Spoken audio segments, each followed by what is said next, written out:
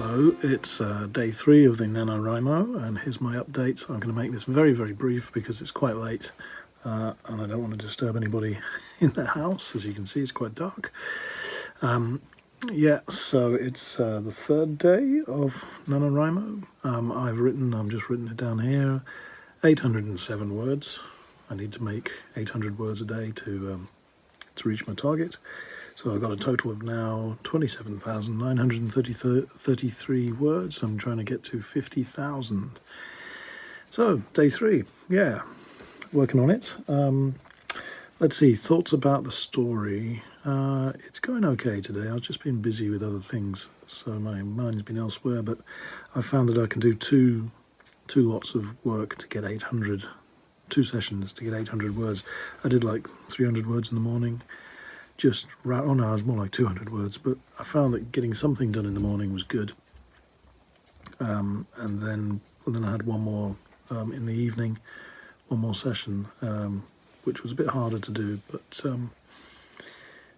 it's always good if you get your work done, get something done in the morning, and you feel like, you've got the momentum, got the ball rolling. What can I say about the story? In this scene I have the protagonist, Hannah Walker, going to Abikan City Hall. There's a dramatic moment that happens in there, but I got the moment and I'd already got part of the scene already written. And this time I was just sort of fleshing it out, making it more real, talking about things that you can see on the way.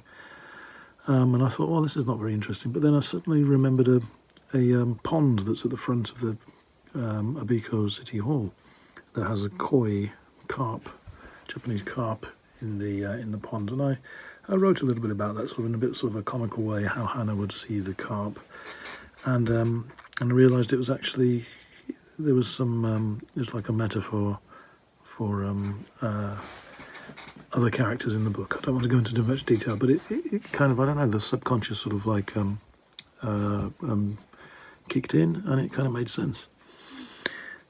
So that's a funny thing, if you force yourself to sit down and start writing.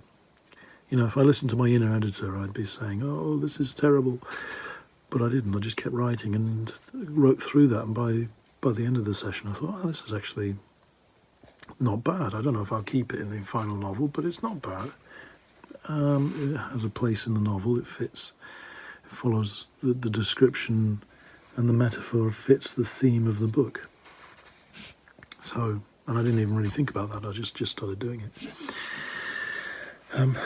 Anyway, okay, what else? Let's see. That's about the story. I wanted to give a tip of the day. Let me see, what tip can I give you? My tip is that you can tend to procrastinate if you have to reread a lot. Again, this goes on from yesterday's when I was talking about don't edit. But one way to do that, a practical way to stop yourself from doing that, is to write a little note at the end of the writing session about what you're going to do tomorrow. Like, I've written, need to describe woman in City Hall. And then that leads to some action in the City Hall.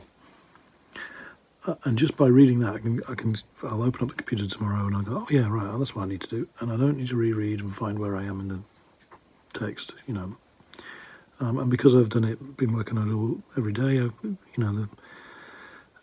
the feel of the book should be consistent, so that shouldn't be a problem. So you can just get in there, open up your computer and start writing. So write a little cue at the end of your previous day's work.